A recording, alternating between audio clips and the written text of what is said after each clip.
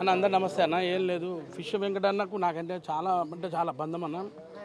అంటే మేము ఆది సినిమా నుంచి కంటిన్యూగా చేస్తున్నాం. వివి నెక్స్ట్ సినిమాలు సార్, ఆది యోగి అట్నే బన్నీ సినిమాలు చాలా సినిమాలు చేశాము. ప్లస్ మాకు ఉన్న కష్టాల్లో చాలా హెల్ప్ చేసిన వ్యక్తి. ఎందుకంటే మా సొంత అప్పుడు స్ట్రగ్లింగ్ టైంలో వేషాలు లేకున్నా కానీ కూడా చాలామంది చెప్పి మన మనిషి అని చెప్పి చాలా వేషాలు ఇప్పించిన రోజులు కూడా ఉన్నాయి విశ్వ వెంకటన్న.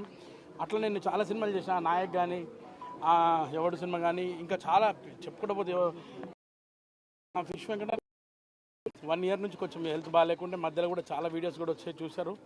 ఈ మధ్యకాలం కొంచెం కోమా టైప్లో ఉంటే నేను పోయినప్పుడు చూస్తే నిజంగా చాలామంది వచ్చి పలకరించినా కానీ నేను ఒక్కసారి అన్న నేను నవీనన్న అంటే సట్మని ఒక్కసారి చూశాడు. నాకు చాలా అంటే హ్యాపీ అనిపించింది అన్న లేచాడని. మొన్న లాస్ట్ వీక్ అట్లా కలిశాను, కానీ సడన్గా చనిపోతే చాలా బాధ అనిపిస్తుంది. ఎందుకంటే ఒక మంచి నటుడు మన ఇండస్ట్రీలో, తెలుగు ఇండస్ట్రీలో అందరు బాగా ఆదరించే నటుడు మా ఫిష్ వెంకటన్న ఈరోజు లేకపోవడం చాలా బాధ అనిపిస్తుంది. వాళ్ళ కుటుంబానికి నేను అందరికీ నమస్తే చెప్తున్నాను. వాళ్ళు మంచిగా ఉండాలని కోరుకుంటున్నా.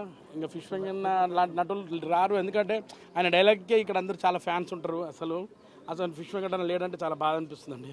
తమ్ముడితో కూడా ఒకసారి మాట్లాడే ప్రయత్నం అయితే చేద్దాం సార్. అన్న అంటే ఇబ్బంది పెట్టాలని కాదు, ఆయన దాదాపుగా పెద్ద ఇందాక మనం మాట్లాడుకున్నట్టు పెద్ద హీరోలతో వర్క్ చేశారు. గబ్బర్ సింగ్లో ఆ సీన్ ఏదైతే ఉంటుందో పోలీస్ స్టేషన్ అందరికీ ఒక నవ్వును తెప్పిస్తూ ఉంటుంది ఇప్పటికైనా సరే. అలాంటిది ఎందుకని ఇండస్ట్రీ నుంచి ఎవరు స్పందించలేదంటే వాళ్ళు వచ్చి వెళ్ళారు, కలిశారు, వచ్చి హాస్పిటల్కి వచ్చారు. గబ్బర్ సింగ్ టీం వచ్చారు, 2 సార్లు 3 సార్లు వచ్చారు. వాళ్ళని కూడా పరామర్శించారు, వెళ్ళారు. నేను ప్రభాస్ పిఏని మాట్లాడుతున్నా, మీకు ఆర్థికంగా సహాయం చేస్తానని చెప్పారు, అది కూడా ఫేక్ కాల్ అని తెలిసింది. అదేవిధంగా కవిత ఆఫీస్ నుంచి కూడా కాల్ చేస్తున్నామన్నారు, అది కూడా ఫేక్ కాల్. అలాగే దిల్ రాజు గారి పిఏ అని చెప్పాను. అంటే ఎందుకని ఈ విధంగా ఇవన్నీ క్రియేట్ చేసి ఒక హోప్ని కలిగించారు, తర్వాత నిరాశ అని?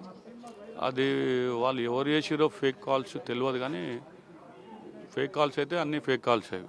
ప్రభాస్ గారు అనేది ఇవన్నీ అన్నీ ఫేక్ కాల్స్. వాళ్ళు కరెక్ట్ అయితే వాళ్ళు వస్తుండే, వాళ్ళ దాకా ఈ విషయం వెళ్ళలేదు.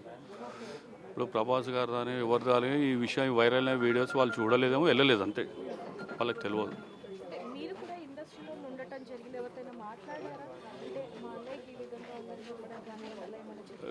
లేదు, ఏం లేదు, అదేం మాట్లాడలేదు, ఎవరితోటి ఏం మాట్లాడలేదు. అందరిలో బాగుంటుండే. ఫిష్ వెంకట్ అంటే సినిమా ఇండస్ట్రీలో బాగుంది, మంచి పేరు. పవన్ కళ్యాణ్ గారు ఎవరైనా కూడా, ఒక ఎమ్మెల్యే వచ్చినా కూడా, ఎంపీ వచ్చినా కూడా, ఆయన కూడా ఒక హీరో చేసినప్పుడు ఎవరిని అంటే పర్మిషన్ కలవడానికి మాట్లాడడానికి ఏముండదు. ఫిష్ వెంకట్ పోతే ఫిష్ వెంకట్ గారు వచ్చారు అని బాగుంటుంది, పెద్ద హీరోస్. ఆయన పవన్ కళ్యాణ్ గారు సాయం చేసిండు, కలిసాడు, వెళ్ళి సాయం చేసిండు. ఎంత వాళ్ళకి తెలిసి ఎంత చేసాడు ఎంత.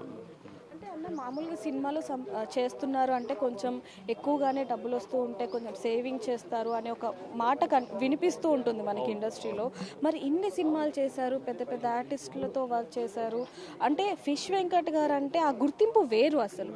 అలాంటిది ఎందుకని కొంచెం అంటే ఆయన పెద్ద సినిమాలు చేసి అంటే రెమ్యునరేషన్ ఎక్కువ తీసుకోవచ్చు అనేది మీరు అంటున్నారు, సంపాదించవచ్చు కదా అని అంటారు.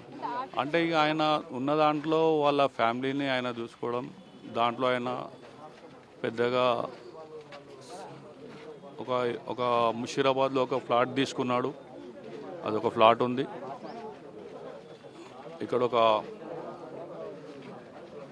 ఒక ఇల్లు కన్స్ట్రక్షన్ చేశారు 2 ఇయర్స్ బ్యాక్. 2 ఇయర్స్ కంప్లీట్, కొద్దిగా ఇంకా కావాలి, కంప్లీట్ కాలేదు. అంతలో నాకు ఆరోగ్యం బాగాలేదని తెలిసిన తర్వాత ఆయన ఇంకా ఆగిపోయినాడు.